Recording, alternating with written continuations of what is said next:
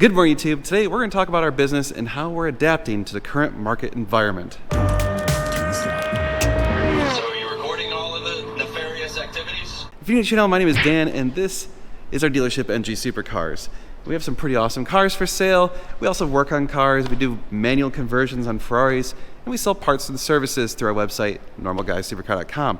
In the current environment, well, business is slow. I'm just going to lay it out there. And I want to point out one thing. This video is not a woe is me or a whining video, because people are like, why is he whining? Well, I'm not. I'm just kind of laying out the facts. And a lot of people like to see reality. So I could sit here and puff a bunch of smoke up your ass and tell you about how things are great and we're doing so well and we have so much money and everything's awesome. Everything is awesome. Drinking champagne and coke and hookers and blow for everyone. Bunch of hookers and cocaine. Oh, okay, that's not good. We were hoping for a different answer. It's not true. In fact, pretty much most small businesses are probably in similar or have faced similar situations as us. So as a small business owner, you kind of have a few options. One of them is just die. Another one is adapt, and we choose to adapt. So let me go through what's been going on, how we're currently feeling about the market, and how we're going to adapt to it. At the same time, we got some other stuff to do. I got to work on my Scud. We have some auctions to watch. I need some, we're trying to buy some cars. We need cars. We're really low on inventory. We only have 4 cars available. The Viper sold last night. We're down to 2 F430s, the Scud and the Super G. Oh man. Well, we got another car coming in on Thursday, so that's good. We're actually doing something a little bit different. We are selling my wife's car and trying to buy her an EV. If you don't know, she's got a Mini John Cooper Works Clubman All 4.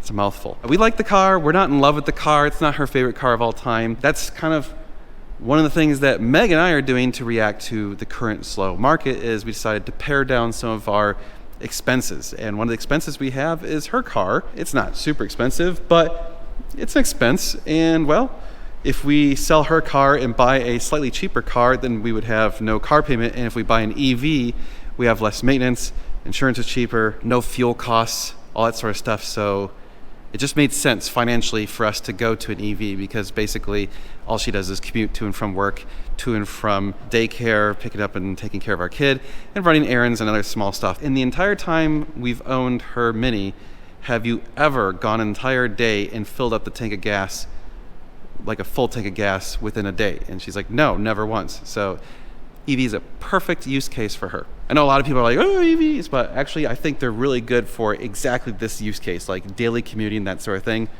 Perfect. I'm gonna let you guess what type of EV we're gonna get. We gotta try and find one. The current car market is a little bit slow. We've had ups and downs since we've been doing this. We've been doing this a couple years. Josh has been doing this, gosh, probably with his previous experience over 15 plus years now. So Josh knows the market pretty well and has seen what it does and how to react. So here's the thing that kind of bothers us is that typically the end of the year is slow to begin with. Like so far, we've had the most sales usually in the early part of the year, and then it slows down towards the end of the year. Thanksgiving to Christmas, not a whole lot of car transactions happen. And even more so for exotic cars. So if we're entering the slow period and we're already facing some slower times, we think it's going to be really slow. So as a dealership, we're kind of being extremely cautious in what cars we buy. We're only buying cars that have a massive margin so that if we need to, we can cut the prices dramatically and still not be upside down on it. We've already taken a few losses on cars recently just to get rid of them. The GT3, you guys may have heard me talk about that one. We lost $15,000+ on that car. We actually just took a loss on the Viper to get rid of it, which blows my mind because since it was on trade, it's not technically a loss because we made profit on the other car, but basically it reduces how much profit we made on the other car since that car not took a loss. But we took a very, very small loss on the Viper just to get rid of it. So we had it for sale retail. We only got like 1 or 2 offers. The strongest offer we had was from someone out of country, but they didn't want to buy it for like 2 months.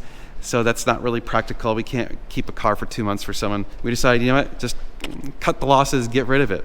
So we had an offer that was very, very close to what we paid for it. And we just said, screw it, send it. Rather not keep paying interest on a car that is not getting a whole lot of interest. But that's just kind of how things are, and so how we're reacting is we're trying to make sure that we have cars that actually have margins that we can make money on.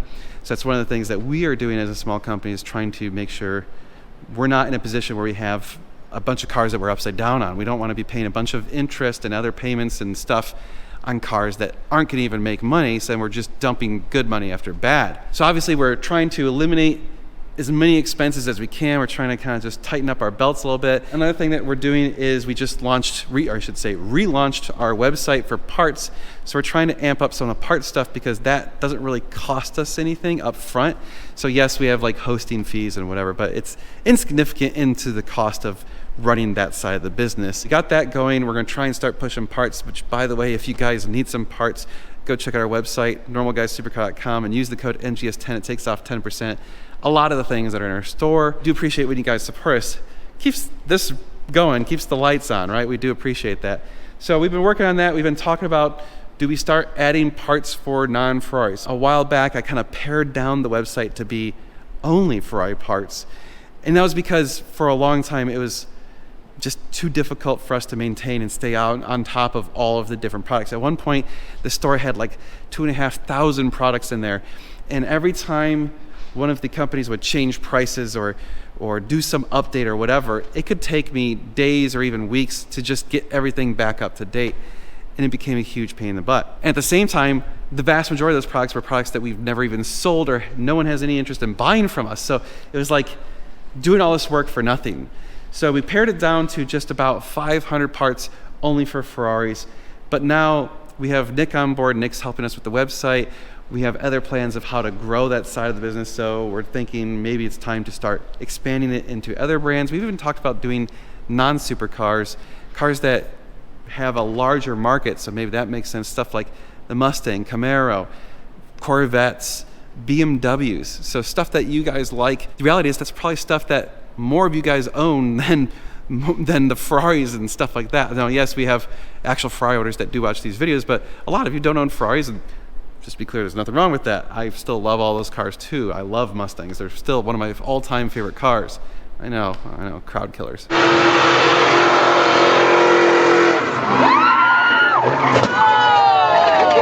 What can I say? I like American cars. So, those are kind of some of the things that we're initially trying to do. It's also towel day. I had to do laundry. So yeah, that's one of the realities of owning a small business is sometimes you just have to do like stuff like laundry. I got a huge basket of laundry right here. Need to fold all those towels. Like I said, I gotta watch some auctions, gotta fix some stuff on the Scud. I guess before we get going, I'm gonna show you where we're at with the Scud. I wanted to change out the spark plugs, and while I was doing that, I dropped one of the ignition coils and it fell onto the bottom tray. Now, if you've ever worked on a Ferrari and you drop something on the bottom tray, you're cursing up a storm because it's a pain in the butt. You can't always get to it. So I put a camera down here. I couldn't find it, couldn't see it. Tried a magnet, all that stuff.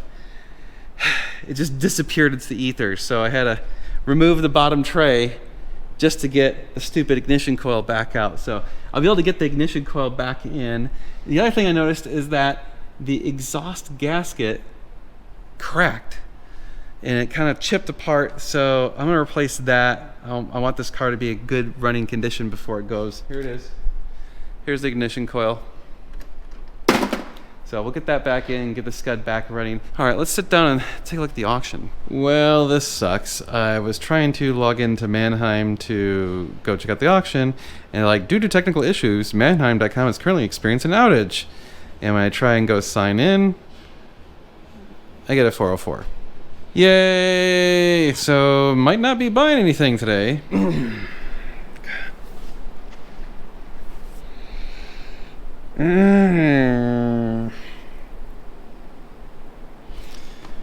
This is the wonderful joys of running a small business. Nothing's going according to plan. So auction site's down, and I just got a text from our nanny.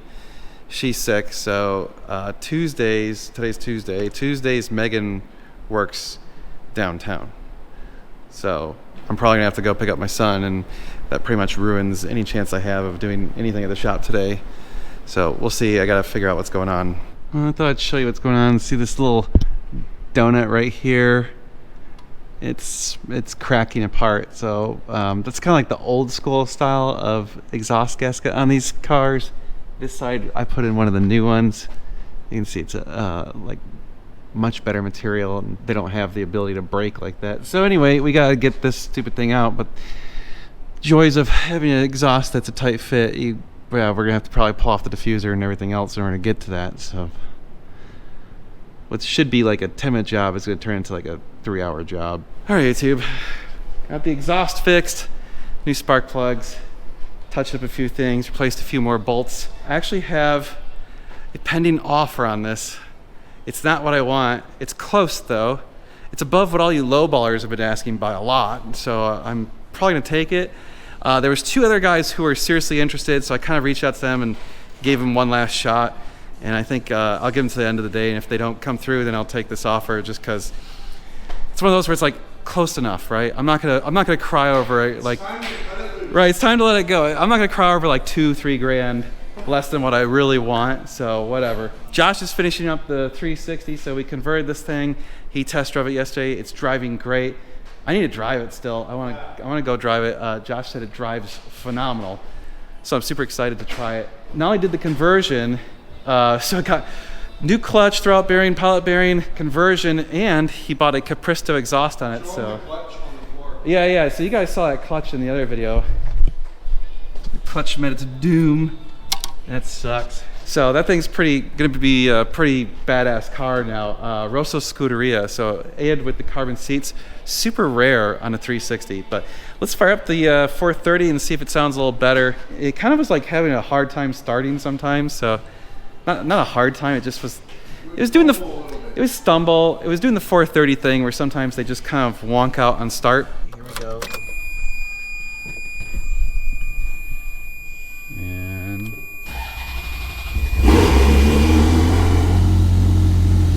oh yeah, way better.